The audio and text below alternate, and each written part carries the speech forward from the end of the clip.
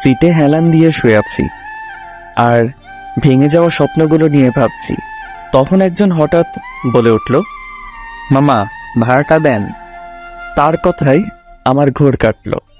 মানুষটি হলো বাসের হেল্পার, ভাড়া নিতে আসছে। তার কথাই মানিব্যাগটা বের করলাম। মামা, ভাড়া কত?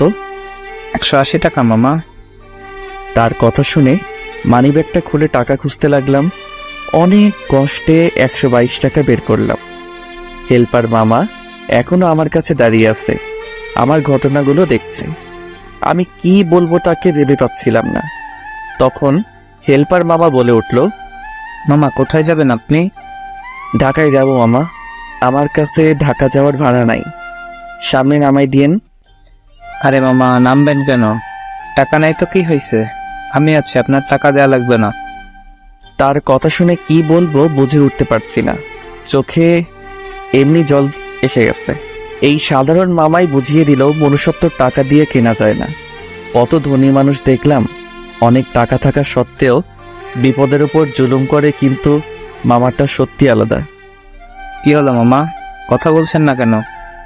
তাকে কিছু না বলে জড়িয়ে ধরলাম। আপনি আমার অনেক উপকার করলেন মামা। জীবনে অনেক মানুষকে টাকা দিয়ে সাহায্য করেছি, কিন্তু আজ আমার কাছে টাকা নেই। অনেকের কাছে চাইছিলাম, কিন্তু সবাই শুধু অজুহাত দেয়। মানুষ এরকমই মামা, সুসময় অনেক বন্ধু পাওয়া যায়, কিন্তু দুঃসময়ে একজনকেও পাওয়া যায় না। ঠিক বলছেন মামা। আচ্ছা মামা, আপনি বসে থাকেন, আমার আবার অন্য ভাড়া তুলতে হবে। আর শুনেন, আজ ভাড়া নিলাম না বলে কিন্তু পরে দেখা হলে অবশ্যই নিব।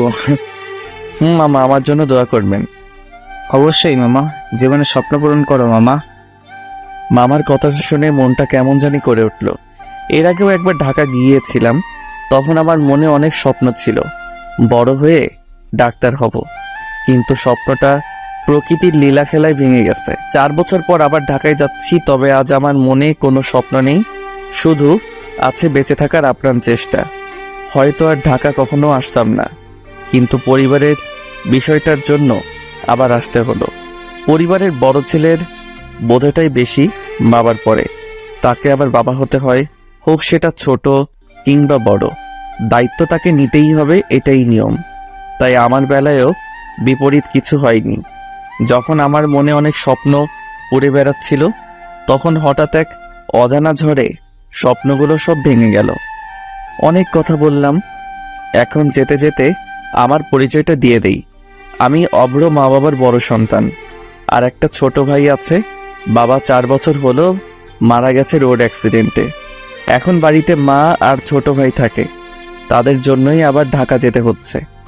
প্রায় 2 ঘন্টা পর বিকালের দিকে ঢাকায় পৌঁছে গেলাম।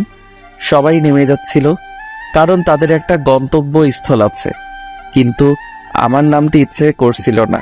মনে হচ্ছিল এখানেই থেকে যাই, কারণ আমার থাকার মতো কোনো গন্তব্য স্থল নেই। কোথায় থাকবো, কি খাবো, এখনো সেভাবে ভেবে ওঠেনি। একটু পর হেল্পার মামা আবার আসলো। কি হলো মামা, নামবেন না? বাস তো ঢাকায় চলে এসেছে। মামা, নামবো। তারপর বাস থেকে নেমে এলাম। আসলে মামাটা অনেক উপকার করছে, তাই আর কিছু বললাম না। নামার পর হাঁটতে লাগলাম। যে হাঁটার কোনো গন্তব্যস্থল নেই, সব রাস্তায় আমার চেনা, তাই তেমন কোনো বেগ পেতে হলো না।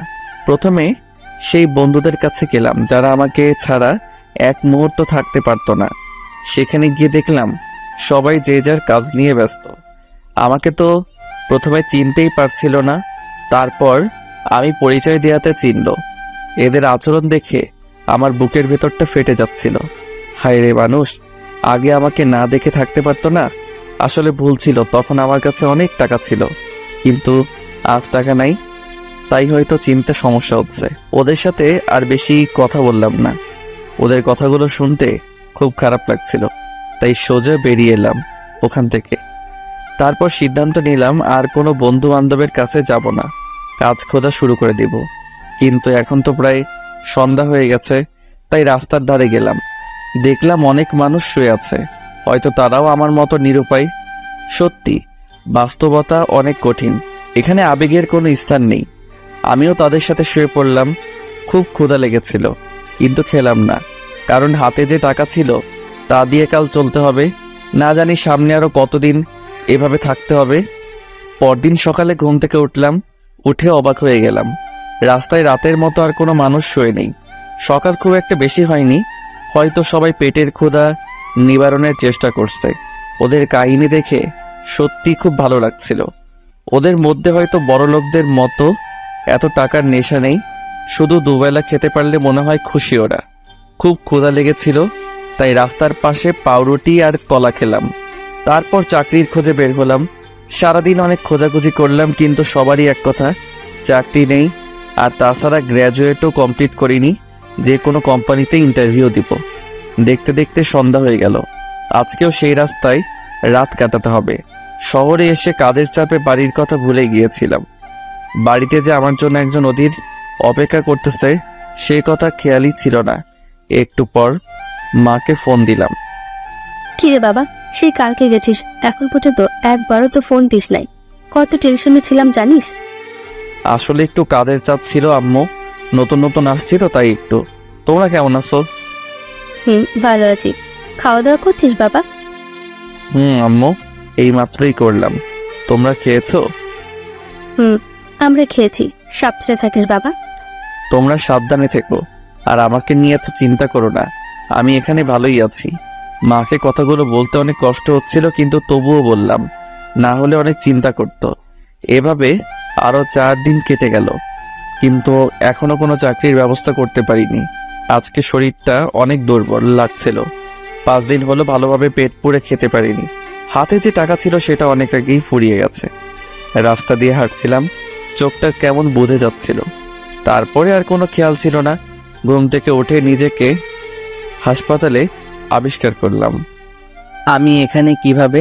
আমার কথা শুনে একজন নার্স বলে উঠল, আপনি অজ্ঞান অবস্থায় ছিলেন, একজন স্যার আপনাকে এখানে নিয়ে এসেছে।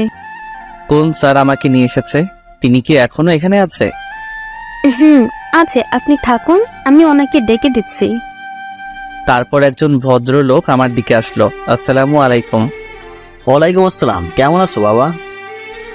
ভালো আছি। আমি এখানে কেন, কিভাবে আসলাম? তুমি রাস্তায় অজ্ঞান হয়ে পড়ে গেছিলা, তখন আমি ওই রাস্তা দিয়ে গাড়ি নিয়ে যাচ্ছিলাম, তাই তোমাকে দেখে হাসপাতালে নিয়ে আসলাম। ও ধন্যবাদ আঙ্কেল, অনেক উপকার করলেন। আরে ধন্যবাদ দেওয়ার কি আছে, এটা তো মানুষের দায়িত্ব। মানুষ হয়ে যদি মানুষকে সাহায্য না করি তাহলে আর কিসের মানুষ। আঙ্কেলের কথা শুনে মনটা খুব ভালো হয়ে গেল। তাকে দেখে মনে হচ্ছে এখনো পৃথিবীতে ভালো মানুষ আছে। সবাই কি তাই বোঝে আঙ্কেল? আচ্ছা বাদ দাও, তোমার বাসা কোথায়? আঙ্কেলের কথা শুনে চুপ হয়ে গেলাম। কি বলবো, আমার কোনো থাকার জায়গা নেই। বলেই দেখি ওনাকে, দেখে তো বড়লোকই মনে হচ্ছে। যদি কোনো উপকার করতে পারে এসব ভাবতেছিলাম।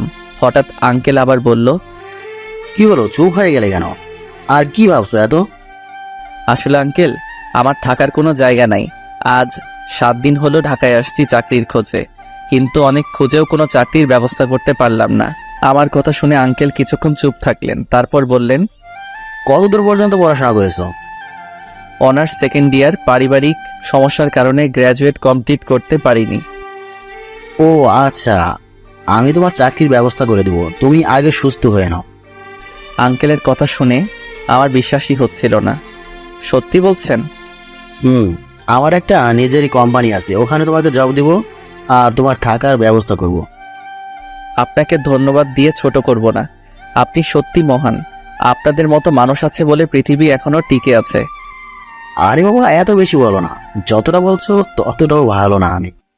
আপনি সত্যি ভালো। কেউ ভালো না হলে একজন অচেনা মানুষের জন্য এত কিছু করে না। আচ্ছা বাদ দাও, তুমি কি প্রাইভেট পড়াতে পারো? পারি একটু একটু, কিন্তু কেন আঙ্কেল? আমার একটা ছোট্ট মেয়ে আছে, এবার 9-এ পড়ছে, ওকে তোমাকে পড়াতে হবে, পারবে তো পড়াতে? কেন পারবো না? আপনি আমার জন্য এত কিছু করলেন, আর আমি আপনার এই সামান্য আবদারটুকু রাখতে পারবো না? তোমার কথা শুনে ভালো লাগলো। আচ্ছা চলো, আমার বাড়িতে আজ থেকে আমার বাড়িতেই থাকবে। আসলে বাবা আমার কোনো ছেলে নেই, শুধু 2টা মেয়ে আছে। বড় মেয়ে পড়াশোনার জন্য কানাডা থাকে, আর পড়া প্রায় শেষের দিকেই। ও ভালো তো।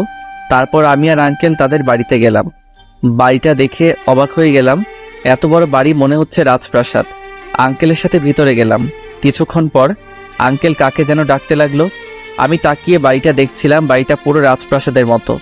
মনে মনে ভাবলাম, আল্লাহ তাআলার খেলা বোঝা বড়ই কঠিন। কিছু মানুষের টাকার অভাব নেই, আর কিছু মানুষ ভালো মতো খাওয়ার টাকা পায় না। তারপর একজন মহিলা আসলো, বয়স্ক মনে হলো। কি হলো, এত ডাকছো কেন? কোথায় দেখো, এতক্ষণ ধরে ডাকতেছিলাম, কোনো খোঁজ খবর নাই। তারপর মহিলাটি আমার দিকে তাকালো। আমি একবার তাকিয়ে নিচের দিকে তাকিয়ে রইলাম। এটা কে? হঠাৎ কাকে ধরে নিয়ে আসছো? আরে বলো না, ওকে হাসপাতালে পেয়েছি।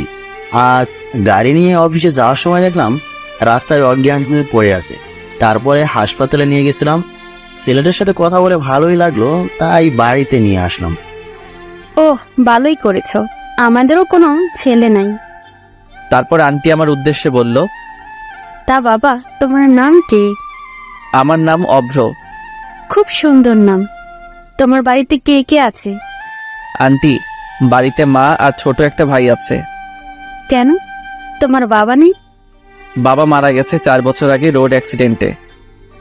সরি বাবা, বুঝতে পারিনি, হঠাৎ তোমাকে কষ্ট দিলাম। না, সরি বলার কি আছে আন্টি? যা সত্যি তাই তো বলেছেন, মনে করে না দিলেও কি এটা ভোলার বিষয়? বাবা, ঠিক বলেছ। বাবা, সত্যি তুমি মহান।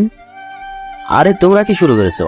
ছেলেটা হাসপাতাল থেকে আসলো, আর তুমি তাকে আর তার বাবার কথা মনে করিয়ে দিচ্ছ। আচ্ছা বাবা, তুমি উপরে চলো, তোমার রুমটা দেখিয়ে দেই। তারপর আন্টির সাথে উপরে গেলাম। বাড়িতে অনেকগুলো ঘর আছে। আন্টি আমাকে উপরতলায় একটা কোণার ঘরে নিয়ে গেল। ঘরটা দেখতে খুব সুন্দর ছিল, অনেক সাজানো গোছানো। বাবা, এটা হলো তোমার ঘর, আজ থেকে তুমি এখানে থাকবে। ঠিক আছে আন্টি, আপনারা সত্যি মহান। কাউকে না জেনে না চিনেই থাকতে দিচ্ছেন। এখানে মহানের কিছু নেই বাবা, মানুষকে সাহায্য করাই তো মানুষের ধর্ম। আর তাছাড়া তোমাকে আরো ভালো লেগেছে, আর খুব ভালো ছেলে মনে হয়েছে। দোয়া করবেন আন্টি, আপনাদের বিশ্বাসটুকু যেন রাখতে পারি। অবশ্যই। এখন ফ্রেশ হয়ে নিচে আসো, আমি তোমার জন্য খাবার রেডি করছি। তারপর আন্টি চলে গেল। আমি খাটের উপর গিয়ে বসলাম আর ভাবতে লাগলাম গত 7 দিনের কথাগুলো। কেমন ছিলাম আর কি হয়ে গেলাম। কত স্বপ্ন দেখতাম, একজন বড় ডাক্তার হব, মানুষকে সাহায্য করব, কিন্তু মধ্যবিত্তদের আসলে স্বপ্ন মানায় না, সেটা এখন ভালোই বুঝতে পারি। হঠাৎ আন্টি নিচ থেকে ডাকতে লাগলো খাওয়ার জন্য। তারপর ফ্রেশ হয়ে নিচে খেতে গেলাম। দেখলাম আঙ্কেল বসে আছে। একটু পর খাওয়া শুরু করলাম। তখন আঙ্কেল বলল, আচ্ছা অব্র, তুমি কবে থেকে কাজে জয়েন করতে চাচ্ছ? আপনি যেদিন থেকে বলবেন, আমার কোনো প্রবলেম নেই। আচ্ছা, তাহলে তুমি কালকের দিন পর থেকে কাজে যাবে। এই 2 দিন রেস্ট নাও। ঠিক আছে। তারপর খাওয়া শেষ করে রুমে চলে আসলাম। অনেক ক্লান্ত লাগছিল। 7 দিন হলো ভালোভাবে ঘুমাতে পারিনি। হঠাৎ সেই রাস্তার মানুষগুলোর কথা মনে পড়ল। আমি তো 7 দিন হলো ঘুমাতে পারি না, আর তারা তো সারা জীবনই ঘুমাতে পারে না। এভাবে জীবনটা কাটিয়ে দেয়। সেদিন রাতে সিদ্ধান্ত নিলাম, জীবনে যদি বড় কিছু হতে পারি, এই রাস্তার মানুষগুলোর জন্য কিছু করব। এসব ভাবতে ভাবতে ঘুমিয়ে পড়েছিলাম। সন্ধ্যায় আন্টির ডাকে ঘুম ভাঙে। ঘড়িতে তাকিয়ে দেখলাম 5টা বেজে গেছে। এতক্ষণ ঘুমিয়েছিলাম। তারপর ফ্রেশ হয়ে বাইরে আসলাম। দেখলাম আন্টি রান্না করতেছে। আমাকে দেখে আন্টি বলল, অব্র, ছাদে যাও, ওখানে ভালো লাগবে। আচ্ছা আন্টি।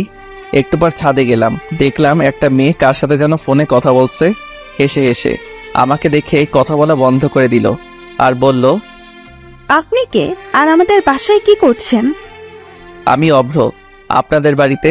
আর কিছু বলতে যাব তার আগে মেয়েটা বলে উঠল, ও, চিনেছি। আপনি তাহলে সেই ছেলে যাকে বাবা আমাদের বাড়িতে থাকতে দিয়েছে। আর শুনলাম আপনি বলে আমাকে পড়াবেন। ঠিকই শুনেছ। কোন ক্লাসে পড়ো? 9-এ পড়ি। আচ্ছা, আপনি এখন যান, আমি একটু ব্যস্ত আছি। তারপর মেয়েটা আবার ফোনে কথা বলতে শুরু করে দিল। আমি কোনো উপায় না দেখে চলে আসলাম। তারপর মাগরিবের নামাজ পড়ে বাড়িতে ফোন দিলাম। 2 দিন হলো মার সাথে কথা হয়নি। অনেক চিন্তা করছে মনে হয়। তারপর মায়ের সাথে অনেকক্ষণ কথা বললাম। ছোট ভাইটার সাথে কথা বললাম। কথা বলার পর মনটা ভালো হয়ে গেল। কিছুক্ষণ পর আন্টি রাতের খাওয়ার জন্য ডাক দিল। ফ্রেশ হয়ে খেতে গেলাম।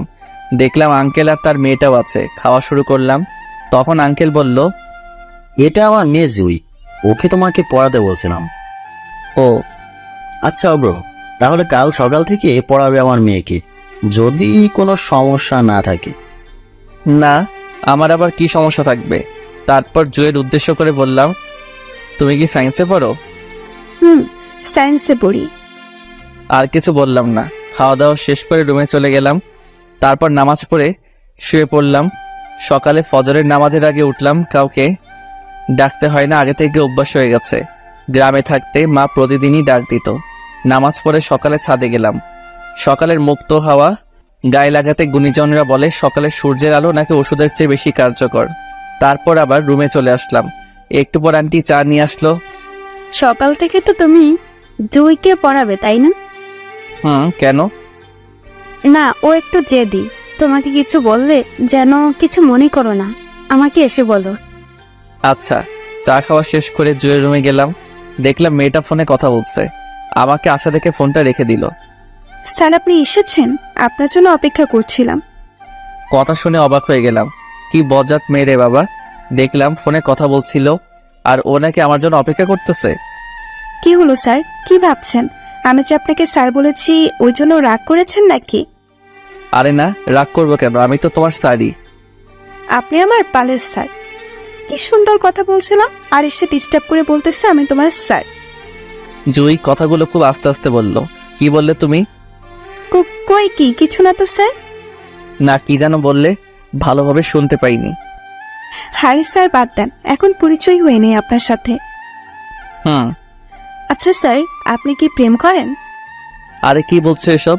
আমি কিন্তু তোমার স্যার। তাহলে কি স্যার হলে কি বলা যাবে না? না, ওসব আমি করি না। কি বলেন স্যার, আপনি এত বড় হয়েও প্রেম করেন না? আমার তো 3টা হতে চললো। ওর কথা শুনে কি বলবো ভেবে পাচ্ছি না। কি বলছো? 3টা হয়ে গেছে তোমার? তোমার বয়সে প্রেম কি জিনিস বুঝতামই না। সেটা আপনাদের ব্যর্থতা স্যার, যুগের সাথেও তাল মিলাতে হবে, তাই না স্যার? ঠিক বলছো, চালিয়ে যাও। তারপর কিছুক্ষণ কথা বললে আমার রুমে চলে আসলাম। পুরো মাথাটা খারাপ করে দিচ্ছিল। কি মেয়েরে ভাই, এর ক্লাস যে কেমনে নিব আল্লাহ পাকি ভালো জানে। দেখতে দেখতে 3 মাস কেটে গেল। এই 3 মাসে আঙ্কেল আন্টিদের কাছে অনেক প্রিয় হয়ে গেছি। এখন সব কাজে আমার পরামর্শ চায় তারা। আর আমার জুয়ের সাথে ভালো সম্পর্ক হয়েছে। বলতে গেলে আমিও তাদের পরিবারের একজন সদস্য এখন। কাল নাকি তাদের বড় মেয়ে আসবে, তাই আঙ্কেল আমাকে এয়ারপোর্টে যেতে বলেছে। আঙ্কেলের নাকি একটা কাজ পড়ে গেছে, তাই যেতে পারবে না। তাই সকাল সকাল আমি আর জুই গাড়ি নিয়ে বেরিয়ে পড়লাম এয়ারপোর্টের উদ্দেশ্যে। এয়ারপোর্টে গিয়ে অনেকক্ষণ বসে থাকলাম, কিন্তু এখনো ম্যাডামের আসার নাম নেই। খুব বিরক্ত লাগছিল। আর কতক্ষণ এভাবে বসে থাকবো জুই? কখন আসবে তোমার বোন? আসবে ভাইয়া, একটু ওয়েট করেন। জুয়ের সাথে এখন ভালো সম্পর্ক হয়ে গেছে, তাই এখন আমাকে ভাইয়া বলেই ডাকে। আচ্ছা দেখি আর কিছুক্ষণ। এভাবে আরো 10 মিনিট অপেক্ষা করলাম। কিছুক্ষণ পর সেই অপেক্ষার অবসান ঘটলো। মানে যার জন্য অপেক্ষা করছিলাম সে আসতেছে। একটু পর আমাদের কাছে আসলো। চোখে সানগ্লাস পরেছিল, দেখতে ভালোই সুন্দর লাগছিল। জুই ওর আপুকে দেখে এগিয়ে গেল। পেছনে পেছনে আমিও গেলাম। তারপর 2 বোন মিলে অনেকক্ষণ কথা বলল। আজ 5 বছর পর দেশে আসছে। কতই না ভালোবাসা জমে আছে বোনের প্রতি। আমি অন্যদিক হয়ে অন্য মানুষের ব্যস্ততা দেখছিলাম। সবাই নিজের কাজে ব্যস্ত। কিছুক্ষণ পর জুই আমাকে ডাক দিল। ভাইয়া এদিকে আসেন, ওখানে কি করেন? তারপর ওদের কাছে গেলাম। না, এমনি দাঁড়িয়েছিলাম, তোমরা কথা বলছিলা দেখে। আচ্ছা, আমার আপুর সাথে পরিচয় করিয়ে দিই আপনাকে। দেখলাম ম্যাডাম কার সাথে যেন কথা বলছিল। জুই ডাক দেওয়ায় ফোনটা কেটে আমার কাছে আসলো। তখন আমি বললাম, হাই, আমি অভ্র। আর কিছু বলতে যাব, তার আগেই মুখ থেকে কথা বের হচ্ছে না। হবেই বা কি করে, এটা তো সোমাইয়া, মানে আমার এক্স গার্লফ্রেন্ড। দেখলাম সোমাইয়াও আমাকে দেখে কেমন যেন চমকে গেছে। হয়তো সেও ভাবিনি এমনটা হবে। তারপর নিজেকে কন্ট্রোল করে ফেললাম, না হলে জুই বুঝে যাবে। আবার বললাম, আমি অভ্র। খুব ভয় ছিলাম কি জানি কি বলে ফেলে। জুইও আছে, কিন্তু কিছু বলল না। আমি সুমাইয়া, আপনাকে তো চিনলাম না। আসলে আমি আপনাদের বাড়ি। সবটা বলার আগে সুমাইয়া বলে উঠল। কি হলো, তোতলাচ্ছেন কেন? তখন জুই বলে উঠল, আরে আপু, শুভ্র ভাই আমার টিচার, আমাদের বাড়িতে থেকে পড়ায় আমাকে, খুবই ভালো। তারপর কিছুক্ষণ আমার দিকে কেমন জানি করে তাকিয়েছিল, মনে হচ্ছে এখনই খেয়ে ফেলবে। তারপর আমি নিজেই বললাম, জুই এখন যাওয়া যাক, এমনিতে অনেক দেরি হয়ে গেছে। তাছাড়া আমার একটা কাজ আছে। মিথ্যা বললাম, না হলে সমস্যা হতে পারে আরো। রাস্তায় আমি আর কোনো কথা বললাম না। ওরা 2 জন অনেক গল্পগুজব করলো, হাসাহাসি করলো। আমি শুধু দেখছিলাম সুমাইয়াকে। খুব ভালোবাসতাম ওকে, কিন্তু পরিস্থিতির কারণে ছেড়ে চলে যেতে বাধ্য হয়েছিলাম। সুমাইয়াও আমাকে কয়েকবার দেখছিল। তারপর বাড়িতে চলে আসলাম। সুমাইয়াকে দেখে আঙ্কেল আন্টি অনেক খুশি হলো, দৌড়ে এসে তাকে জড়িয়ে ধরলো। কেমন আছিস মা? আসতে কোনো প্রবলেম হয়নি তো? ভালো আছি, কিন্তু তোমরা আমাকে আনতে গেলে না কেন? খুব রাগ হয়েছিল কিন্তু। আমার একটা কাজ পড়ে গেছিল মা, আর বাড়িতে কেউ ছিল না, তাই তোর মাও যেতে পারেনি। কেন, রাস্তায় কি কোনো সমস্যা হয়েছিল নাকি? অগ্রকে তো পাঠিয়েছিলাম। না, কোনো সমস্যা হয়নি। আচ্ছা, আমি ফ্রেশ হয়ে আসি, পরে কথা হবে, খুব ক্লান্ত লাগছে। তারপর আমিও নিজের রুমে চলে আসলাম। কি করব ভেবে পাচ্ছি না। শেষে কিনা এক্স গার্লফ্রেন্ডের বাড়িতে থাকতে হচ্ছে। সুমাইয়ার যা ভাব দেখলাম, মনে হয় খুব রেগে আছে আমার উপর। রেগে থাকারই কথা। মেয়েটা অনেক ভালোবাসতো আমাকে, আমি ওকে ধোকা দিয়েছিলাম, কারণ আমারও যে কোনো রাস্তা ছিল না। যাই হোক, সুমাইয়াকে সব খুলে বলতে হবে। তারপর ফ্রেশ হয়ে আসরের নামাজ পড়লাম। নামাজ পড়ে মনটা অনেক হালকা লাগছিল। একটুবার ছাদে গেলাম। এখন প্রায় প্রতিদিনই যাই আমি আর জয়ী, কিন্তু আজ ছাদে গিয়ে দেখলাম সুমাইয়া দাঁড়িয়ে কার সাথে যেন কথা বলছে। আমাকে দেখে কথা বলা বন্ধ করে দিল। আমি তার দিকে এগিয়ে গেলাম। কেমন আছো সুমাইয়া? আমার কথা শুনে সুমাইয়া কিছু বলল না, নিচে চলে গেল। অনেকবার ডাকলাম কিন্তু কিছুই শুনলো না। খুব খারাপ লাগছে, তাই মন খারাপ করে দাঁড়িয়েছিলাম। কিছুক্ষণ পর জুই আসলো। কি ব্যাপার ভাইয়া, একা একা দাঁড়িয়ে আছেন যে? এমনিতেই দাঁড়িয়ে আছি, ভালো লাগছে না। কেন ভাইয়া, কি হয়েছে? প্রেমে টেমে পড়লেন নাকি আবার? আরে না, কি বলো এসব? সবসময় শুধু এসব বিষয় নিয়েই থাকো, তাই না? তো কি করব ভাই, এসবই তো চলতেছে এখন।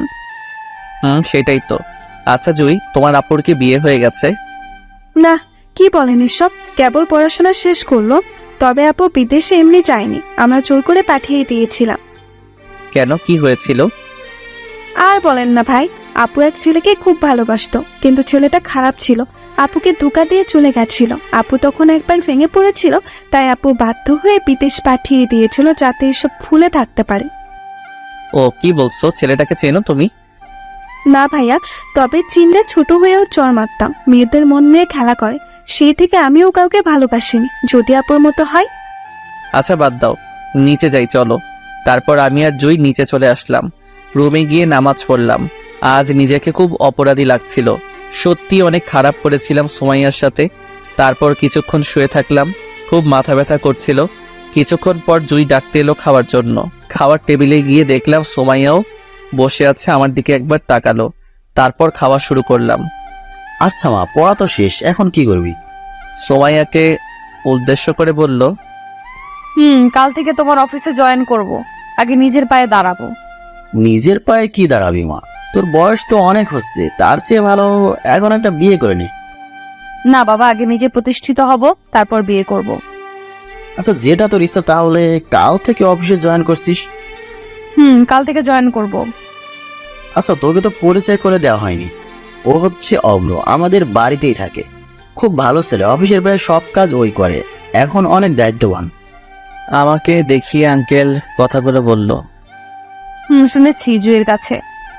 আচ্ছা, কাল তাহলে তুই আর অগ্র একসাথে অফিসে যাস, আমার একটু আগে যেতে হবে। ঠিক আছে আব্বু। তারপর খাওয়া শেষ করে রুমে আসলাম। কিভাবে সুমাইয়ার কাছে ক্ষমা চাওয়া যায় সেটাই ভাবতেছিলাম। হঠাৎ খেয়াল করলাম তার রুম তো আমার পাশেই। ওর রুমে গিয়ে ক্ষমা চেয়ে আসি, যেই ভাবা সেই কাজ। চলে গেলাম সুমাইয়ার রুমে, দেখলাম ফোন টিপতেছে। আমাকে দেখে দাঁড়িয়ে পড়ল। সুমাইয়া আমাকে দেখে এগিয়ে আসলো আর বলল, আপনি এখানে কেন? সুমাইয়া, আমি তোমাকে কিছু বলতে চাই, প্লিজ শোনো। কি শুনবো? তোমার মতো বেঈমানের কাছ থেকে? কি ক্ষতি করেছিলাম আমি, যার জন্য এত কষ্ট দিলে? আমি ইচ্ছা করে এসব করিনি সুমাইয়া, তখন আমার কিছুই করার ছিল না। আমি এসব কিচ্ছু শুনতে চাই না। আর শোন, নেক্সট টাইম যেন আমার ঘরে তোমাকে আসতে না দেখি। আমি আর কিছু বললাম না। কি বা বলবো, আমার কথা তো শুনতেই চাচ্ছে না। রুমে এসে শুয়ে পড়লাম, ভালো লাগছিল না। সকালে জুয়ের ডাকে ঘুম ভাঙে।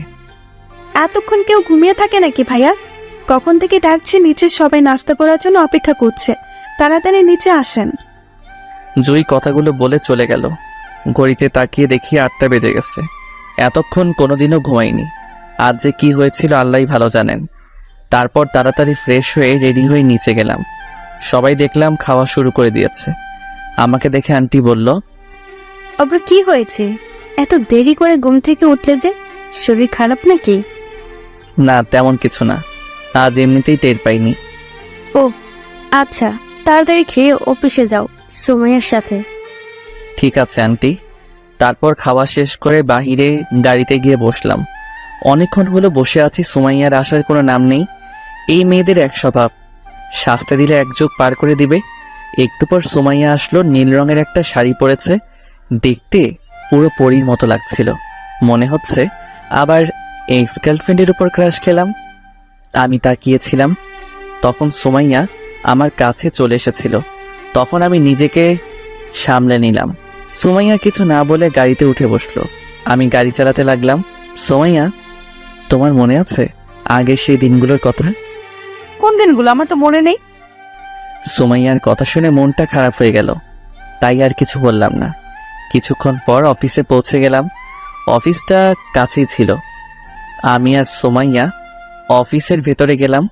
আমাদের দেখে রাফিন বলে উঠল, কি রে অব্র, বিয়ে করলি কবে? দাওয়া তো দিলি না। এই হলো অফিসে আমার একটা ভালো ফ্রেন্ড। আরে না, কি বলছিস এসব? ইনি হচ্ছে আমাদের। আর কিছু বলতে যাব তার আগে রাফিন আবার বলল, তোকে আর বলতে হবে না, ভাবিটা দেখতে কিন্তু সেই মামার, মানিয়েছে খুব। আমরা রাফিনের কথা শুনে সুমাইয়ার দিকে তাকালাম, দেখলাম রেগে লাল হয়ে যাচ্ছে। আরে শালা, কি বলছিস এসব? ইনি আমাদের বসের মেয়ে। কি? বুধু থাক, আমি গেলাম। কথাগুলো বলেই দিল দৌড়। আমি সুমাইয়াকে কিছু বলতে যাব তার আগেই সুমাইয়া হনহন করে চলে গেল তার বাবার কেবিনের দিকে। আমি তো ভয় পেয়ে গেছিলাম, আঙ্কেলকে সব বলে দেয় নাকি, দিলে তো আমি শেষ। তাই সুমাইয়ার পেছন পেছন আমিও গেলাম। সুমাইয়া আঙ্কেলের রুমে ঢুকেই চেঁচামেচি শুরু করে দিল। এইসব কাদেরকে কাজে রাখছো আব্বু? কোনো ভদ্রতা নেই। কেন, কি হয়েছে? এত রেগে যাচ্ছিস কেন? রাখবো না? কাউকে না চিনেই যা তা বলতে শুরু করেছে। কে কি বলছে অব্র? হঠাৎ এভাবে রেগে গেল কেন সুমাইয়া? একটা ভুল বোঝাবুঝি হয়েছে আঙ্কেল। রাফিন ম্যাডামকে না চিনেই অন্য কিছু বলে ফেলছে। অন্য কিছু মানে? আমি কি আপনার বউ হই নাকি? আরে ম্যাডাম, রাগ করছেন কেন? ও তো জানে না, জানলে কি এরকম করতো নাকি? ঠিকই তো বলছো অব্র, ও জানতো না বলে এরকম করেছে। তুই রাগিস না মা। আচ্ছা, এবারের মতো মাফ করে দিলাম, নেক্সট টাইম হলে কিন্তু মাফ দেব না। আমার দিকে তাকিয়ে কথাগুলো বলছিল সুমাইয়া। মনে হচ্ছে কাজটা আমি করছি। আচ্ছা, এখন এসব বাদ দে, চল তোকে সবার সাথে পরিচয় করিয়ে দিই। তারপর আঙ্কেল অফিসের সবাইকে ডেকে সুমাইয়ার সাথে পরিচয় করে দিল। কাল থেকে নাকি সুমাইয়াই বসের চেয়ারে বসবে, আঙ্কেল আর আসবে না। আমার তো আঙ্কেলের কথা শুনে ভয়টা আরো বেড়ে গেল। কি যে হবে অফিসে আল্লাহই ভালো জানে। সুমাইয়াকে ভুলটা ভাঙাতেই হবে, না হলে আমাকে শেষ করে ফেলবে। এইসব বলে আঙ্কেল চলে গেল। তখন সুমাইয়া সবাইকে বলল, এতদিন আব্বু কি করেছে জানি না, তবে আমার নিয়মটা আলাদা। আমার কাছে নিয়মটাই বড় কিছু। কেউ যদি নিয়ম ভঙ্গ করে আমি কিন্তু তাকে ছেড়ে দেব না। তো সবাই বি কেয়ারফুল। সুমাইয়ার কথা শুনে সবার প্রায় গলা শুকিয়ে যাবার অবস্থা। আঙ্কেল এতটা কঠোর ছিলেন না, কিন্তু সুমাইয়া হঠাৎ এমন কঠোর হবে আমি এটা ভাবতে পারিনি। তখন সুমাইয়া আবার বলল, অব্র সাহেব, আপনি আগে অফিসের কি পদে ছিলেন জানি না, তবে আজ থেকে আপনি আমার পার্সোনাল সেক্রেটারি। সুমাইয়ার কথা শুনে সবাই আমার দিকে ফেল করে তাকিয়ে আছে। তাকিয়ে থাকারই কথা, কারণ এর আগে আমি অফিসের ম্যানেজার ছিলাম, কাজটা ভালোই পারছিলাম। তাই আঙ্কেল খুশি হয়ে দায়িত্বটা দিয়েছিল। ম্যাডাম, আমি তো এর আগে অফিসের ম্যানেজার ছিলাম। তাতে কি? তাছাড়া আপনার ম্যানেজার হওয়ার কোনো যোগ্যতা নেই, তাই আপনি যেটার যোগ্য সেই পদটাই দিলাম আপনাকে। এটা কেমন কথা ম্যাডাম? যোগ্যতা না থাকলে কি স্যার এমনি এমনি দিয়েছে? আমি তো আগেই বলেছি, এর আগে যা হয়েছে সব ভুলে যান। এখন আমি যা বলবো তাই হবে। আমি আর কিছু বললাম না। তারপর সুমাইয়া সবার সাথে আরো অনেক কথাই বলল এবং কথা শেষ করে, এখন সবাই যে যার মতো নিজের কাজে যান। অব্র সাহেব, আপনি এখন আমার সাথে আসেন, এক জায়গায় যেতে হবে। কোথায় ম্যাডাম? সেটা কি আপনাকে বলতে হবে নাকি? ভুলে যায় না আমি আপনার বস। বালের বস তুমি। 5 বছর আগে আমার পথা ছাড়া উঠতে বসতে না, এখন আসছে বস হইতে। কি হলো, দাঁড়িয়ে আছেন কেন? আসেন আমার সাথে। বাহিরে গিয়ে দেখলাম সুমাইয়া ড্রাইভারের সাথে কি যেন কথা বলছিল। একটু পর ড্রাইভার চলে গেল, আমি কিছুই বুঝলাম না। কি ব্যাপার ম্যাডাম, ড্রাইভার চলে গেল কেন? আজ থেকে গাড়ি তুমি চালাবা, তাই ড্রাইভারকে চলে যেতে বললাম। কি আমি কি ড্রাইভার নাকি যে গাড়ি চালাবো? আগে ছিলে না, কিন্তু এখন থেকে ড্রাইভারই তুমি। সো কথা না বলে গাড়ি চালাও। আমি আর কিছু বললাম না। সুমাইয়া এত খারাপ ব্যবহার করছে কেন কিছুই বুঝতেছি না। গাড়ি চালানো শুরু করলাম। আমার সাথে কি এইরকম করা ঠিক হচ্ছে? কিরকম স্যার? আমি তো কিছুই করিনি। সুমাইয়া প্লিজ এরকম করো না, বোঝার চেষ্টা করো।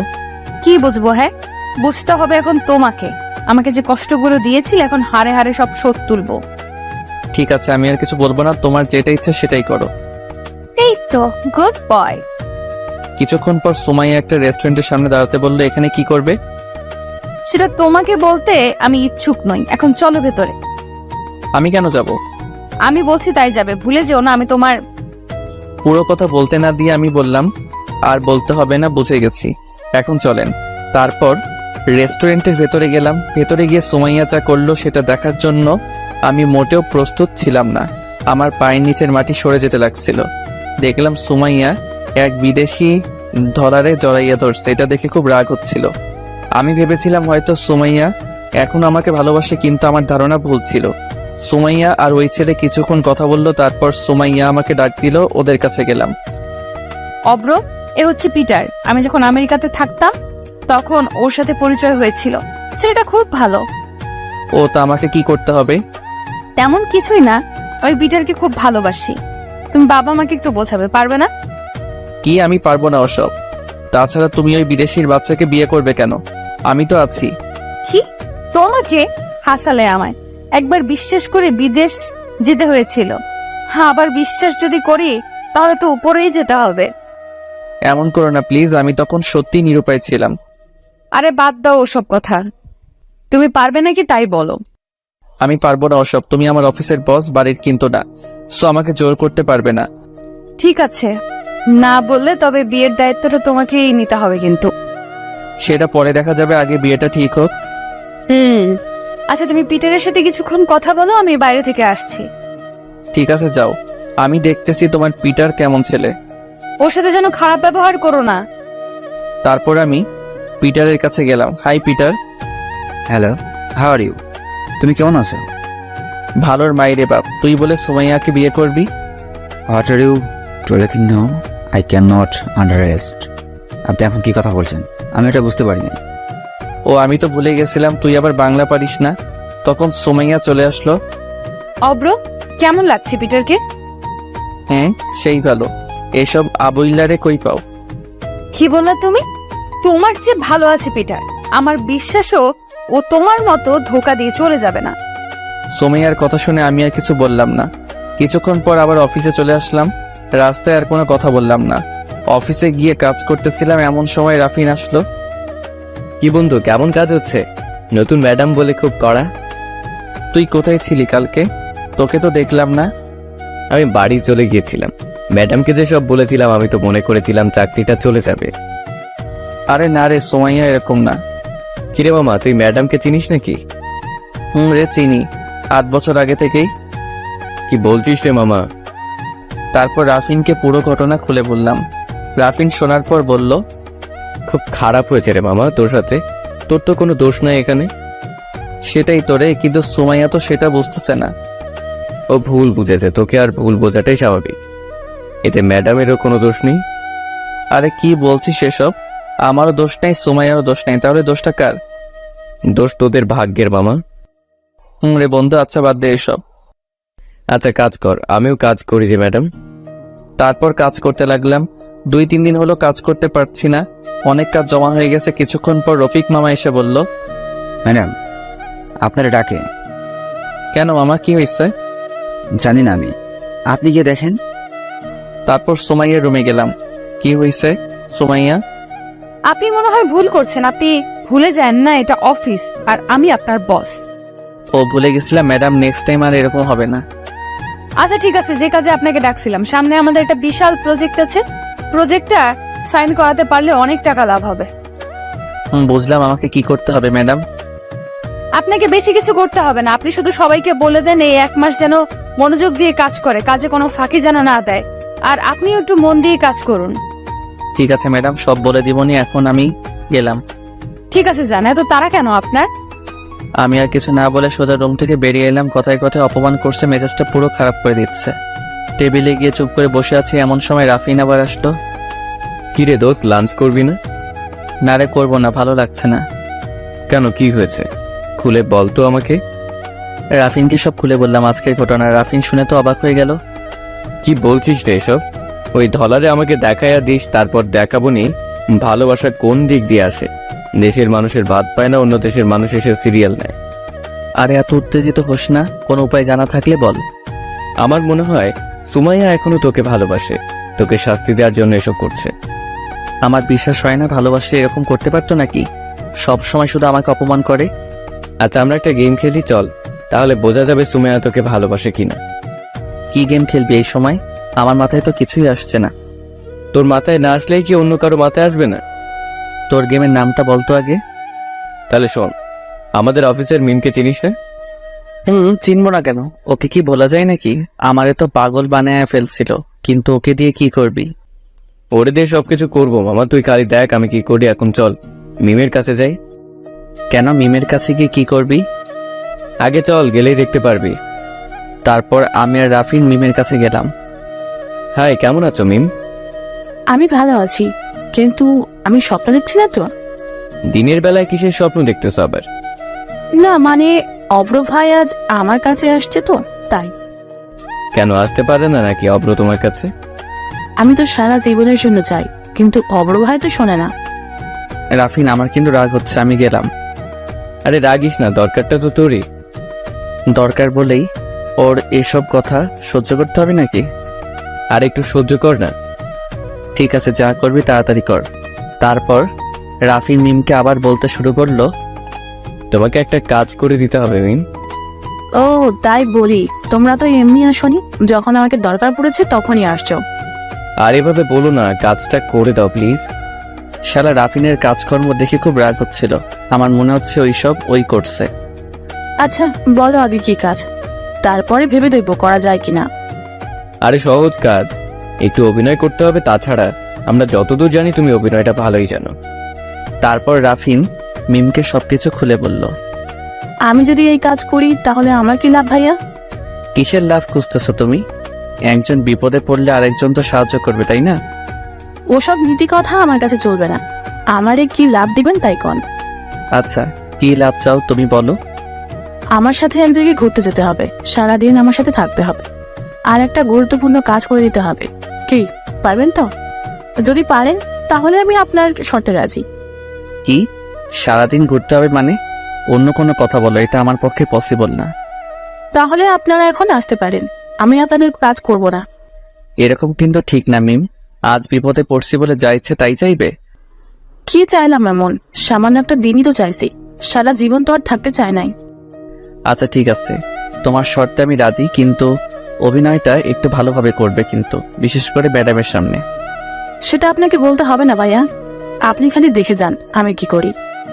আচ্ছা ঠিক আছে, আমরা তাহলে আসি। কাল থেকে তোমার অভিনয়টা শুরু করবে, কেমন? ওকে ভাইয়া। তারপর আমি আর রাফিল চলে আসলাম নিজেদের কেবিনে।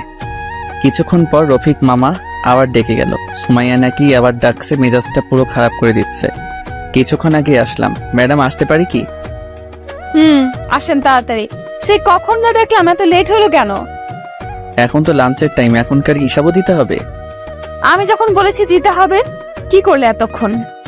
গার্লফ্রেন্ডের সাথে বসে গল্প করলাম। Any problem madam? কি তোমার গার্লফ্রেন্ডও আছে? কেন থাকবে না? আপনার যদি থাকতে পারে তাহলে আমারও তো থাকতেই পারে। তা ঠিক, কিন্তু অফিসে এসে এসব গার্লফ্রেন্ডের অজুহাত দেখাবেন না। আমি কই দেখলাম, আপনি তো জানতে চাইলেন। ও সরি। আমি এখন যেতে পারি ম্যাডাম? যান।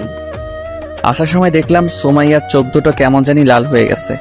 কিছুই বুঝলাম না, তাহলে কি রাফিনের কথাই সত্যি নাকি? সোমাইয়া এখন আমাকে ভালোবাসে? যদি ভালোবাসতো তাহলে সেদিন ওভাবে ওই ধলারে জড়িয়ে ধরলো কেন? এসব ভাবতে ভাবতে রাফিন আসলো। আরে কি ভাবছিস এত? এক্সের প্রেমে পড়ে গেলি নাকি আবার? আরে না, কি বলিস, এমনি বসে আছি। ও তাই বল, আমি তো ভাবছিলাম। তোর সবসময় খালি ফাইজলাম, এসব বাদ দিয়ে ভালো করে কাজ কর, না হলে কিন্তু বুঝতেই পারছিস। বুঝতে পারছি। শালা তোর জন্যই এত কিছু করলাম, আর এখন আমাকেই কথা শোনাচ্ছিস না? থাক তুই, আমি গেলাম। আরে রাগিস না, আমি তো ভালোর জন্যই বললাম। আচ্ছা কাজ কর, আমি গেলাম। তারপর রাফিন চলে গেল। বিকালে আর সুমাইয়া ডাকেনি, আমায় ভাবতে পারছি না। সকালে কয়েকবার ডাকলো, আর বিকালে কি এমন হলো? অফিস শেষ করে বাইরে গাড়িতে বসেছিলাম, কিছুক্ষণ পর সুমাইয়া আসলো। কোনো কথা বললো না। আমি গাড়ি চালাতে লাগলাম। কিছুক্ষণ পর আমি বললাম, কি হয়েছে, মন খারাপ নাকি? না, মন খারাপ হবে কেন, এমনি ভালো লাগছে না। তাই বল, আমি তো ভাবছিলাম ওই চিটার নাকি পিটার তোমাকে ধোকা দিল নাকি, সেই জন্য মন খারাপ। অপ্র সবসময় মজা করবেন, আর পিটার ধোকা দিবে কেন? ও আমাকে খুব ভালোবাসে। আমার মিমের চেয়ে বেশি না, আমাকে ছাড়া তো থাকতেই পারে না, খুব ভালোবাসে আমাকে। তাই নাকি? তোমরা ছেলেরাই সব একরকম, শুধু মেয়েদের মন নিয়ে খেলা করো, একটা গেলেই আরেকটা খোঁজো। কে বলেছে তোমার তাতে ভালো? তুমিও তো নতুন খুঁজে নিছো, এখন আমাকে দোষ দিচ্ছ। না, আসলে তোমার কপালে আমি নাই। ভালোই হয়েছে, তোমার মতো প্রতারকের হাত থেকে তো বেঁচেছি। কথায় কথায় সেই পুরনো দিনগুলোর কথা তুলো কেন? তোমাকে তো বললামই, তখন কোনো উপায় ছিল না। কি এমন হয়েছিল তোমার? একবার তো ফোন করে বলতে পারতে, তাহলে হয়তো এমন দিন দেখতে হতো না। সেরকম সুযোগ ছিল না। তোমার কি মনে হয় আমি তোমাকে ভালোবাসতাম না? আগে তো মনে করতাম, কিন্তু সেদিনের পর থেকে তোমার প্রতি আর ভালোবাসা নাই, শুধু আছে ঘৃণা। সেটাই জমিয়ে রাখো। মেয়ে হয়ে জন্মেছে তো তাই বুঝতে পারো না বাস্তবতা কত কঠিন। সব সময় টাকার মধ্যে থাকো। আমার জায়গায় তুমি থাকলে এমনটাই করতে তুমিও। সেটা আমি জানি, এসব কথা আর বলো না আমার সামনে, শুনতে ভালো লাগে না। আমি আর কিছু বললাম না। কিছুক্ষণ পর বাড়িতে চলে আসলাম। বাড়ির কথা খুব মনে পড়ছিল। 2 দিন হলো মায়ের সাথে কথা হয় না। আমি ইচ্ছা করেই বলি না কথা, বললে আরো বেশি খারাপ লাগে। মাকে ফোন দিলাম। কেমন আছো আম্মু? ভালো বাবা, তুই কেমন আছোস? আমিও ভালো আছি। বাপ্পি কেমন আছে? বাপ্পি, ও ভালো আছে। বাবা, একটা কথা বলতাম। বলো, এভাবে বলছো কেন? কিছু টাকা লাগতো, কয়দিন হলো বাপ্পির শরীরটা ভালো না, তাই একটু ডাক্তারের কাছে যেতে চাচ্ছিলাম। টাকা লাগবে, ভালো কথা আগে বলবে না? এসব কথা কেউ গোপনে রাখে নাকি? বলিনি। তোর মা শেষের দিকে টাকা আছে কিনা। অত কিছু তোমাকে ভাবতে হবে না, যখন টাকা লাগবে তখনই বলবে। আচ্ছা, কত টাকা লাগবে? 2000 টাকা দিলেই হবে। ঠিক আছে, কাল সকালে পাঠিয়ে দিব। ভালো থেকো আম্মু, রাখি। তুইও ভালো থাকিস। তারপর মানিব্যাগটা বের করলাম, দেখলাম 700 টাকার মতো আছে। বাকি টাকা কই পাবো? এসব ভাবতে ভাবতে রাফিনকে ফোন দিলাম। ওর কাছেও নাকি টাকা নাই। মাস শেষের দিকে কি যে করি কিছুই মাথায় আসছে না। তাছাড়া এখন বেতন চাইলেও তো মনে হয় দিবে না। স্যার থাকলে তা ভাবা যেত। তারপরে সুমাইয়াকে বুঝিয়ে বলবো, দেখি কি বলে। তারপর ফ্রেশ হয়ে জুইকে পড়াতে গেলাম। তার রুমে গেলাম। জুই আর সুমাইয়া হাসাহাসি করছে অনেক, কি যেন একটা নিয়ে। আমাকে দেখে হাসি থামিয়ে দিল। তখন সুমাইয়া বলল, এখানে কি? আমি কিছু বললাম না। তার আগে জুই বলল, আপু, অপ্র ভাইয়া আমাকে পড়ায়, তাই আসছে। তাই নাকি? আচ্ছা দেখি তাহলে তোর স্যার কেমন পড়াশোনা পারে। সুমাইয়ার কথা শুনে খুব রাগ হলো। এই যে ম্যাডাম, আমি কি পারি না পারি সেটা আপনার দেখতে হবে না। জুয়ের যদি ভালো না লাগে তাহলে আর পড়াতে আসবো না। আপনি বিদেশে পড়ছেন, হয়তো অনেক কিছু জানেন, কিন্তু আমি অত কিছু জানি না। আরে স্যার রাগেন কেন? আমি তো মজা করে বলছি, আপনি দেখছি মজা বলছেন না। জুই, তোমার বোনকে যেতে বলো, পড়া দেরি হয়ে যাচ্ছে। জয়কে বলতে হবে না, আমি চলে যাচ্ছি। কথাগুলো বলতে বলতে চলে গেল। জুইকে কিছুক্ষণ পড়ালাম, তারপর আবার রুমে চলে গেলাম। যাওয়ার সময় দেখলাম সুমাইয়া ফোনে কি যেন করছে। একটু পর আন্টি খাওয়ার জন্য ডাকলো। সবাই আসলো, কিন্তু সুমাইয়া কেন জানি আসলো না। আন্টি অনেক ডাকলো, কিন্তু তবুও আসলো না। হয়তো তখন আমার কথায় রাগ করেছে, অনেক বেশি বলে ফেলেছিলাম। রুমে গিয়ে ক্ষমা চেয়ে নেব। খাওয়া শেষ করে ছাদে গেলাম। মনটা কেমন জানি ভারী ভারী লাগছিল। একা একাই দাঁড়িয়েছিলাম। কিছুক্ষণ পর সুমাইয়া আসলো। এই সময় তুমি এখানে, কি ব্যাপার? মানে কোন সময়? ছাদে আসতে আবার সময় লাগে নাকি? সেটাই তো। খেতে গেলে না কেন? সেটা কি তোমাকে বলতে হবে? তুমি আমার কে? এখন হয়তো কেউ না, আগে তো ছিলাম নাকি? সে আগের অধিকারে না হয় বলতেছি। আগের অধিকার? তুমি নিজেকে কি মনে করো? বাস্তবতা কি সহজ? তোমার জন্য কি করি নাই? তুমি যখন যা বলতে তাই শুনতাম। তোমার কথা যতটা শুনতাম, আমার নিজের বাবা মার কথাও ততটা শুনতাম না। ঠিক আছে, আর অধিকার ফলাতে আসবো না। তবে প্লিজ আমার জন্য আর নিজেকে কষ্ট দিও না। তোমার জন্য নিজেকে কষ্ট দেব মানে? তুমি কি বোঝাতে চাচ্ছ ভালো করে বলো তো। আমি জানি সুমাইয়া, তুমি এখনো আমাকে ভালোবাসো, এটা তোমার চোখ দেখলেই বোঝা যায়। কি পাগল নাকি আমি? মানুষ ভুলতে একবারই করে নাকি? তাহলে আমি হয়তো সেই ভুল আর দ্বিতীয়বার করব না। তুই পাগল না সেটা আমি জানি, কিন্তু তুমি যে আমাকে এখনো ভালোবাসো না সেটা হাজারবার বললে বিশ্বাস করব না। তুমি বিশ্বাস করলেই কি আর না করলেই কি, আসলে সত্যি বলতে তোমার মতো ছেলেকে ভালোবাসা যায় না। তখন হয়তো বুঝতে পারিনি, এখন এরকম হয়েছে। ঠিকই বলেছ, আমার মতো ছেলেকে সত্যি ভালোবাসা যায় না, কারণ আমি যে মধ্যবিত্ত পরিবারের বড় ছেলে।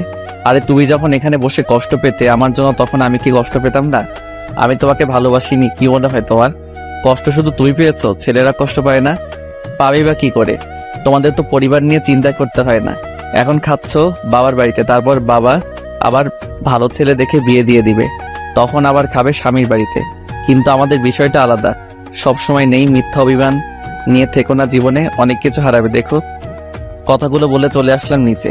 সবসময় শুধু সেই অতীতের কথাটা তুলে মেজাজটা পুরো খারাপ করে দেয়। আসার সময় দেখলাম সুমাইয়া চুপ করে দাঁড়িয়ে আছে। সকালে ব্রেকফাস্ট করে অফিসের জন্য বেরিয়ে গেলাম আমি আর সুমাইয়া। দেখলাম সুমাইয়ার চোখ দুটি কেমন জানি ফুলে গেছে, মনে হয় রাতে খুব কেঁদেছে। আমি জানি সুমাইয়া এখন আমাকে খুব ভালোবাসে। সরি সুমাইয়া, কালকের ব্যবহারের জন্য।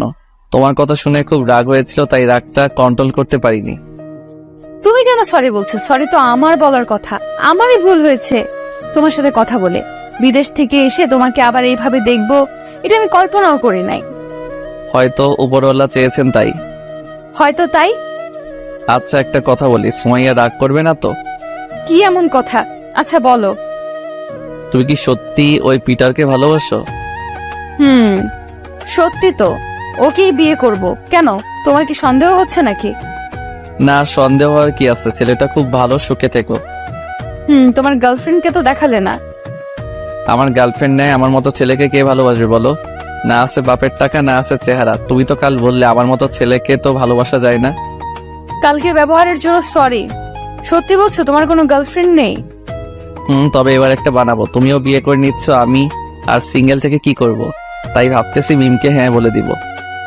এই মিমটাকে, নামটা খুব চেনা চেনা লাগছে। আপনার অফিসে জব করে আজ পরিচয় করিয়ে দিবনি, কেমন? ঠিক আছে।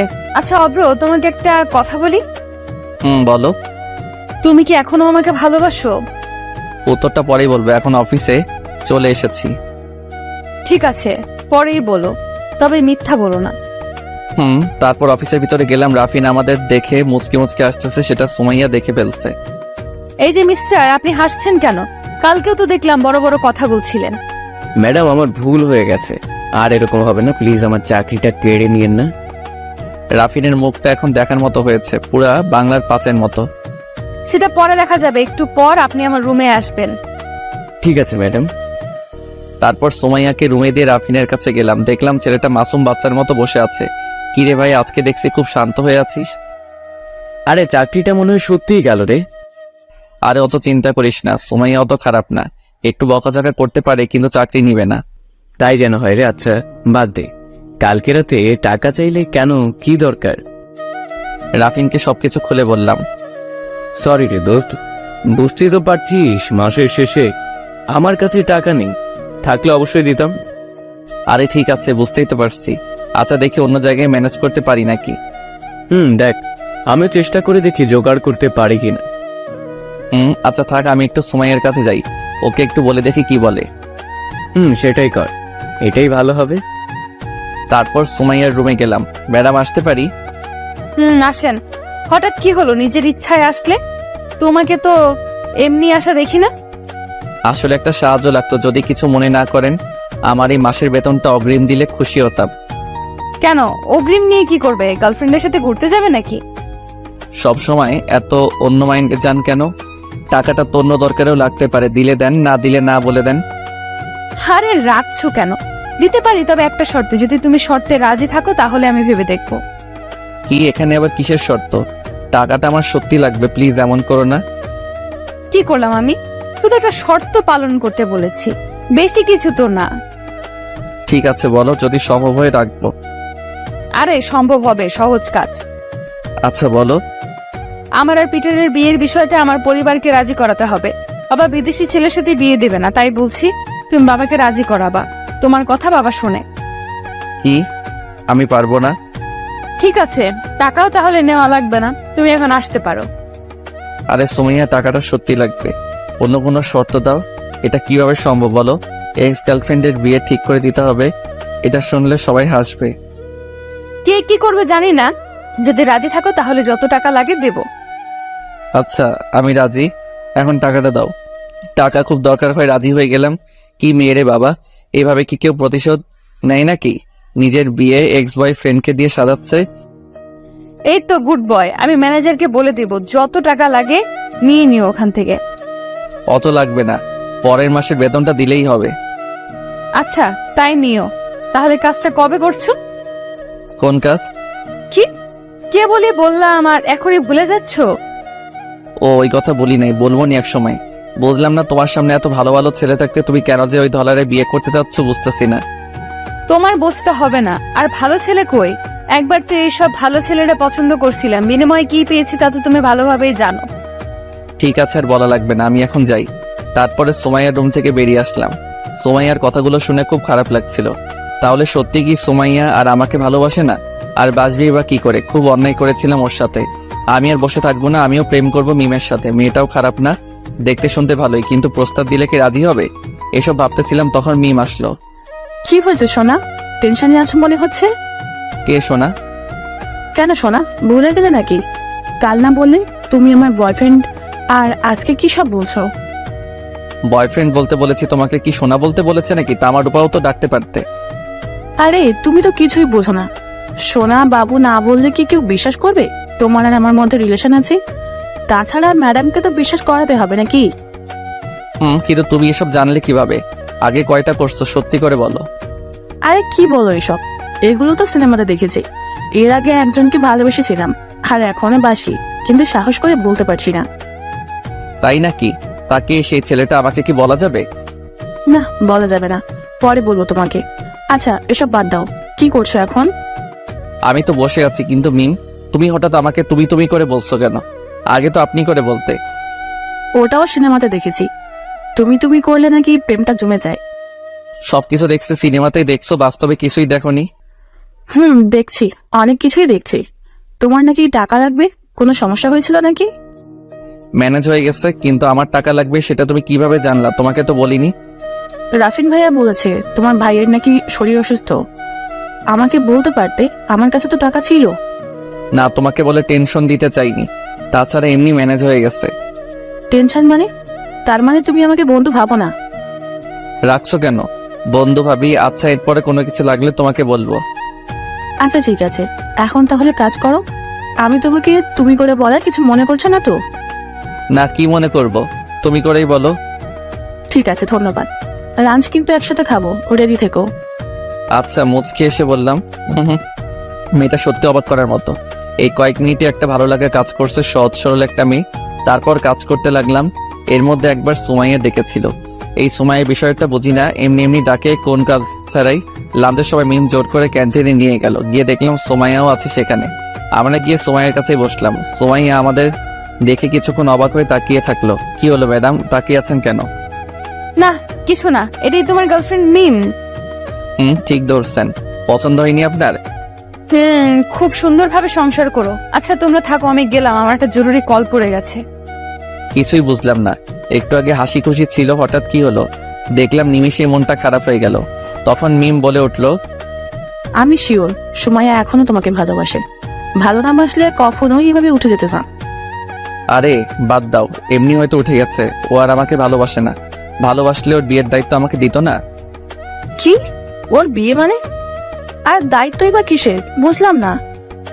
তারপর মিমকে সবকিছু খুলে বললাম। কি বলছো এটা? কি বলছো? এটা তো পুরা হাস্যকর কাহিনী। আমার মতে ঠিকই করছে, ভালোবেসে ছিঁড়ে দাও। রাগ হচ্ছে কিন্তু। তোমাকে আনলাম সমস্যা সমাধানের জন্য, আর তুমি উল্টো সুমাইয়ার পক্ষ নিচ্ছ। আচ্ছা বাবা, সরি, ভুল হয়ে গেছে। আমি কিন্তু একটা জিনিস বুঝতেছি না, সুমাইয়া কি তাহলে তোমাকে ভালোবাসে না, নাকি প্রতিশোধ নেওয়ার জন্য এমন করছে? কি জানি, আমিও তো সেটা বুঝতেছি না। সেই জন্যই তো তোমাকে বলতেছি। আচ্ছা দেখা যাক সামনে। ও যদি তোমাকে সত্যিই এখনো ভালোবাসে, তাহলে আমার সাথে দেখলেই সহ্য করতে পারবে না। কারণ কোনো মেয়েই স্বামী আর বয়ফ্রেন্ডের ভাগ অন্য কাউকে দিতে চায় না। লাঞ্চ শেষ করে কাজ করতে লাগলাম, কিন্তু অবাক করার বিষয়, সন্ধ্যা পর্যন্ত একবারও সুমাইয়া ডাকেনি আমায়। বিষয়টা আমিও বুঝলাম না। সন্ধ্যার পরে অফিস ছুটি হয়ে গেল, সবাই সবার মতো চলে গেল। যাওয়ার সময় মিম কিছুক্ষণ কথা বলল। অনেকক্ষণ গাড়ির কাছে দাঁড়িয়েছিলাম, কিন্তু সুমাইয়ার আসার কোনো নাম নেই। কি হয়েছে আল্লাহ ভালো জানে। এই মেয়েদের বিষয়টা বুঝি না, কখন রাগে কখন আসে বোঝা মুশকিল। কিছুক্ষণ পর অপেক্ষার অবসান ঘটিয়ে সুমাইয়া আসলো। কি ব্যাপার, এত দেরি হলো কেন? কোনো কিছু না বলে গাড়িতে উঠলো। আমিও আর কিছু না বলে গাড়ি চালাতে শুরু করলাম। একটু পর আমি বলতে শুরু করলাম, কিছু কি হয়েছে? এইভাবে মন খারাপ করে আছো কেন? আমাকে বলতে পারো, সম্ভব হলে সমাধান করার চেষ্টা করব। না, কিছু হয়নি। আচ্ছা অব্র, তোমাকে একটা কথা বলি। বলো। কিছুক্ষণ চুপ থাকার পর বলল, আচ্ছা থাক, অন্য একদিন বলবো। তখন টাকা কিসের জন্য চাইলে? কথা ঘুরাচ্ছ কেন? যা বলার সরাসরি বলো, পরে কিন্তু সময় পাবে না। আমার কথা শুনে সুমাইয়া কিছুক্ষণ অবাক হয়ে আমার দিকে তাকিয়েছিল। তার চোখটা দেখে মনে হচ্ছে আমাকে কিছু যেন বলতে চাচ্ছে, কিন্তু কিসের ভয়ে যেন বলছে না। বললাম তো পরে বলবো, বাদ দাও। আমি যে প্রশ্নটা করলাম সেটার উত্তর দাও। ঠিক আছে, তোমার ইচ্ছা। টাকাটা বাড়িতে দেয়া লাগবে। ছোট ভাইয়ের নাকি শরীর খারাপ, তাই হাসপাতালে নিবে। মাসের শেষ, আমার কাছে টাকা ছিল না, তাই অগ্রিম বেতন চাইলাম। কি বলছো? এরকম একটা সিরিয়াস বিষয় নিয়ে আমি তোমার সাথে মজা করলাম? সরি অব্র। আরে সরি বলার কি আছে? তুমি তো জানতে না। বাদ দাও, যা হয়ে গেছে তা ভেবে লাভ নাই। আচ্ছা অব্র, আমরা কি এখন বন্ধু হতে পারি না? সুমাইয়ার কথা শুনে অবাক হয়ে গেলাম। বন্ধ হবে? আবার মায়াতে জড়াতে যাচ্ছ, কি লাভ তাতে? আমি চাই না আমার জন্য কেউ কষ্ট পাক। তার মানে তুমি বন্ধু হতে চাচ্ছ না, এটাই তো? আরে তেমন কিছু না। তোমার কি সত্যি আমাকে কিছুই বলার নাই সুমাইয়া? ভেবে বলো কিন্তু। আমার কথা শুনে সুমাইয়া আমার দিকে অনেকক্ষণ তাকিয়েছিল। তার চোখ দেখে মনে হচ্ছে অনেক কথা বলতে চাইছে, কিন্তু কিসের ভয় যেন বলতে পারছে না। কি হলো বলো? কি বলবো? বলতে তো অনেক কিছুই চাই, কিন্তু সেটা শোনার যোগ্যতা তো তুমি হারিয়ে ফেলেছো। আচ্ছা ঠিক আছে, আর কোনোদিন বলবো না। হয়তো আমার ধারণা ভুল ছিল। তুমি বললে না আমরা কি বন্ধু হতে পারি না? আমরা তো বন্ধু হয়ে থাকতেই পারি, পুরনো সবকিছু ভুলে। আমি তো বলতেই চাই, কিন্তু তুমি তো বারবার মনে করিয়ে দাও। ঠিক আছে, আর মনে করিয়ে দেব না। এখন তাহলে আমরা আবার বন্ধু। তাহলে আমার সাথে যেন আর খারাপ ব্যবহার না করো। সব সময় তো শুধুই অপমান করো। ঠিক আছে, চলো ঘুরতে যাই এক জায়গায়। কি, এখন রাত হয়ে গেছে তো? তো কি সমস্যা নেই, বাড়িতে আমি ফোন করে বলে দিব। চলো তো। কিন্তু এত রাতে কোথায় যাবে? আরে চলো, আগে গেলেই দেখতে পারবে। তুমি এখন ড্রাইভিং সিট থেকে নামো। কেন? ড্রাইভিং সিট থেকে নামলে গাড়ি চালাবে কে? কেন, আমি কি পারি না নাকি? তাই নাকি? তুমিও গাড়ি চালাতে পারো? আগে জানতাম না তো। আমিও পারি। আমেরিকাতে শিখতে হয়েছিল। তুমি এখন নামো। তারপর সুমাইয়া গাড়ি চালাতে লাগলো। আমিও পাশের সিটে ছিলাম। রাতে গাড়ির হেডলাইটের লাল আলোতে সুমাইয়াকে খুব সুন্দর লাগছিল। মনে হচ্ছিল হারিয়ে যাই এক নতুন জগতে। কত আনন্দ করতাম আগের দিনগুলোতে, দুজন দুজনকে ছাড়া থাকতেই পারতাম না। কত হাসি ঠাট্টা রাগ অভিমান সব মিলিয়ে আনন্দময় সময় পার করতাম। খুব মিস করছি সেই দিনগুলো। কি ব্যাপার অভ্র, কোনো কথা বলছো না যে? কি ভাবছো এত? না কিছু না। জানো সুমাইয়া, আগের দিনগুলোর কথা খুব মনে পড়ছে। খুব মিস করতেছি। আবারও পুরাতন কথা তুলছো? সব ভুলে এখন আমরা নতুন বন্ধু। ও, আমি তো ভুলেই গেছিলাম। আচ্ছা সরি। সরি বলতে হবে না, বন্ধুত্বের মাঝে কোনো সরি নেই। কিছুক্ষণ পর সুমাইয়া গাড়ি থামালো। কি হলো, গাড়ি থামালে কেন? চলে এসেছে আমাদের গন্তব্যে, তাই গাড়ি থামালাম। নামো এখন। এত তাড়াতাড়ি চলে আসলে? নামো এখন তাড়াতাড়ি। গাড়ি থেকে নেমে অবাক হয়ে গেলাম। এটা তো আমার আর সুমাইয়ার পছন্দের জায়গা। আগে প্রতিদিনই এখানে আসতাম, এত হাসি ঠাট্টা করতাম এখানে, একসাথে বসে ফুচকা খেতাম, রাতে দুজন দুজনের হাত ধরে হাঁটতাম। কিন্তু কিছুই বুঝলাম না, সুমাইয়া আমাকে এখানে নিয়ে আসলো কেন? কি বোঝাতে চাচ্ছে ও? কি ব্যাপার সুমাইয়া, কোথায় নিয়ে আসলে তুমি? কেন, তোমার ভালো লাগেনি? আগে না বলতে অনেক ভালো লাগে তোমার এই জায়গা, কিন্তু আজ এমন কথা বলছো কেন? আমি সেটা বলিনি সোমাইয়া, অনেকদিন হলো এখানে আসা হয় না, সময় পাইনি। ও, তবে আমি প্রতিদিন এখানে আসতাম। যখন বিদেশে গেছিলাম খুব মিস করতাম এই জায়গাগুলো, জায়গার মানুষগুলোকে। বিদেশ থেকে আসার পরেও প্রতিদিন আসতাম, তবে আগের মতো আর ভালো লাগে না এখানে আসতে। কেন ভালো লাগবে না কেন? এমনি, বাদ দাও, চলো একটু ঘুরে আসি। চলো। তারপর দুজন হাঁটতে লাগলাম সেই মায়া জড়ানো রাস্তা দিয়ে।